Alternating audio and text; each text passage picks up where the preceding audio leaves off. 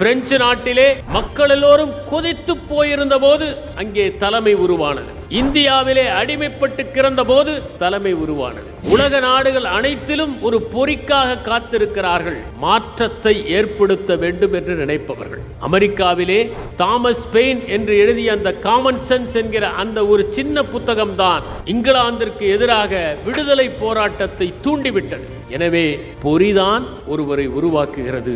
ஆனால் அது உருவாக்குகிற போது தன்னை அந்த பொறுப்பில் நீடித்துக் கொள்வதற்காக நாம் சில குணங்களை பெற்றுக்கொள்ள வேண்டும்.